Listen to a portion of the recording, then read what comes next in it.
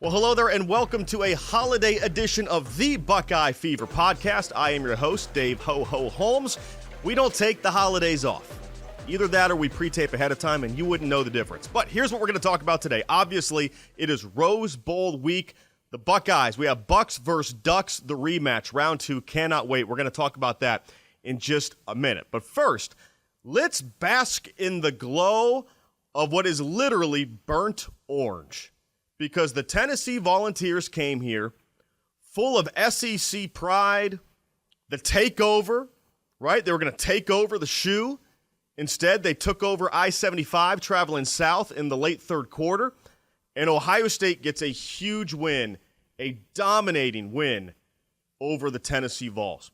I will say this. You know, the sports cliche is got to get off to a quick start. And people love saying that. Well, yeah, why wouldn't you want to get off to a quick start? But it rarely matters. The first possession of a four-quarter game is no more important than any other possession. But this week, I would allow the cliche because you just sense that this Buckeye team could emotionally fold if things didn't go well in that first half against Tennessee. And instead, they did the opposite. They came out hair on fire, prime time, like the Michigan game never happened. And you know what? Good for them. And good for Ryan Day. The Ryan Day haters are going to stay where they are because if you think Ryan Day has a Michigan problem and he's lost 4 in a row, he can't do a thing about that in your mind until next November. So you are just going to watch all these games still angry. And I understand the anger. It's not like you have to let it go away. I get it if you're still mad about the Michigan game, but hopefully you can just put it aside and just enjoy 3.5 hours of SEC clubbing. I mean, that is what you've dreamed of your whole life. One of those Southern teams, and I understand Tennessee's not Jamaica, but they're from the South. You dreamed of one of these SEC teams coming up to the shoe in December and the Buckeyes beating them back down below the Mason-Dixon. I mean, that's what you've dreamed about, and you got it. And they had a quick start. Will Howard, who I was critical of after the Michigan game, and I think rightfully so, Will Howard played his best game as a Buckeye. That was a legacy moment for Will Howard. To bounce back and play the way he did, he threw NFL throws, dimes to Jeremiah Smith. Absolute dimes.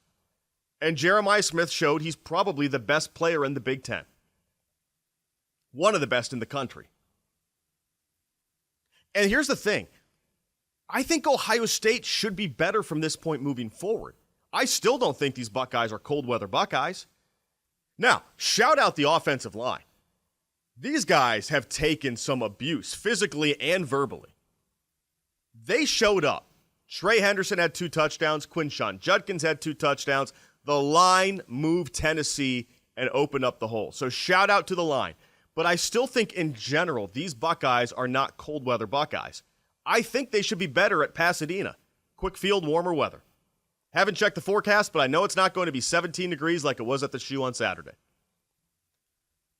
So I think these Buckeyes are set up now. I think they're set up well. Now back to Ryan Day. 3 wins now over the top 10 this year. I will say this about Ryan Day. For a guy who never wins the big game, he sure wins a lot of big games.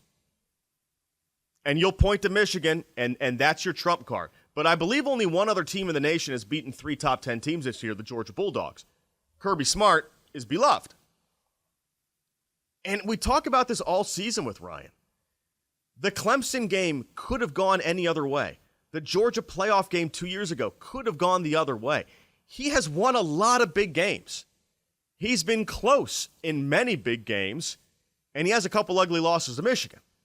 I don't think all 4 of those were necessarily embarrassing losses. There were some good Michigan teams. There's no shame in losing to a good Michigan team.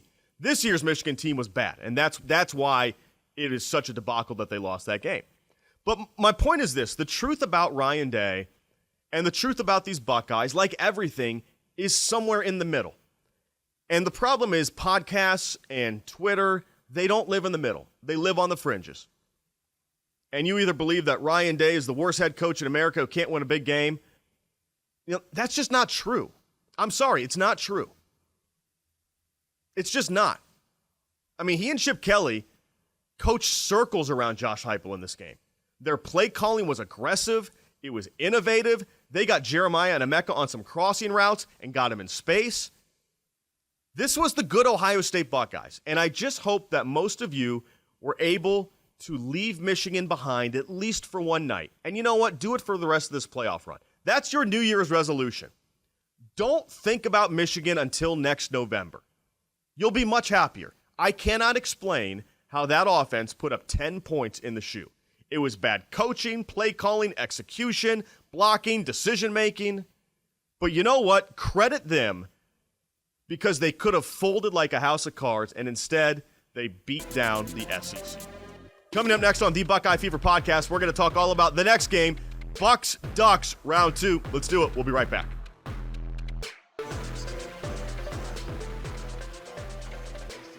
Welcome back to the Buckeye Fever Podcast. It is the rematch, 3 months in the making. I was there a few months ago in Autzen Stadium when the Buckeyes lost to the Oregon Ducks by 1 point, one play, quite literally 1 second, when Will Howard tried to slide and he didn't have enough time. The Buckeyes have wanted this, and when the draw came out, Ohio State had the hardest draw in the entire playoff. And as I said, no complaining. You can't whine about that when you lose to Michigan. But I think secretly the Buckeyes wanted this draw. A chance to get momentum and beat an SEC team at home. Who doesn't love that? And this Oregon team. Right after the win over Tennessee, I had a chance to talk to Ryan Day one-on-one and ask him about this Oregon rematch. Now, mind you, this is Ryan literally 20 minutes after the game ends, so you're probably listening to this a few days later. But here's what Ryan had to say about that rematch right after the game. Yeah, just getting back to the film here, diving into it. Certainly not into it yet, so I got to figure it out. But I think both teams have evolved since that game, so it'll be probably a much different matchup just because, we're in a different place. But still a very good team and a great challenge. But I know our guys are looking forward to it. And certainly when they saw the draw come out, they wanted to make sure they had an opportunity for a rematch. So that's the closest thing you'll get to Ryan Day admitting that they wanted the Ducks. He doesn't want to go full bulletin board there and say, bring on the Ducks. But that loss has been stinging. Because all year, Ohio State has heard that Oregon is the best team in the country. And they have been thus far. They're the only undefeated team left. But it's not like they're invincible. Boise State almost got them. Wisconsin almost got them. Penn State came closer than we thought in the Big Ten title game.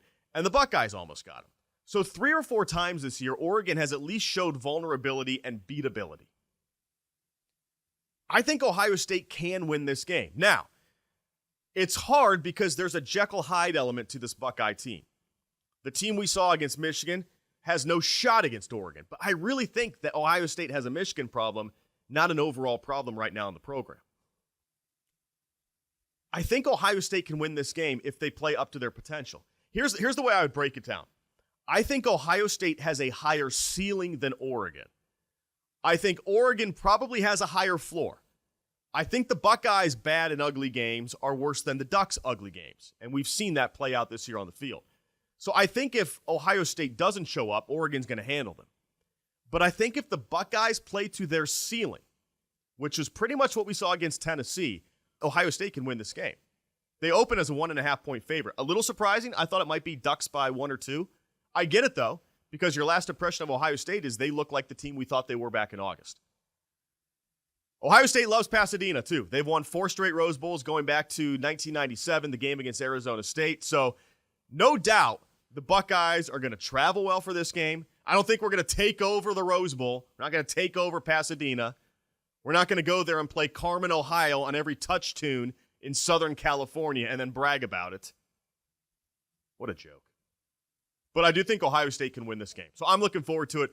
Bucks, Ducks, Volume 2. Can't wait for that one. I'm headed to Pasadena later this week. We're going to have coverage for you on The Football Fever on ABC6. Make sure you check that out on New Year's Day. But that'll do it for us on a holiday edition of the Buckeye Fever Podcast. We'll see you back here next week where we are either recapping Ohio State's season or we are talking about the national semifinals. We'll see you next week.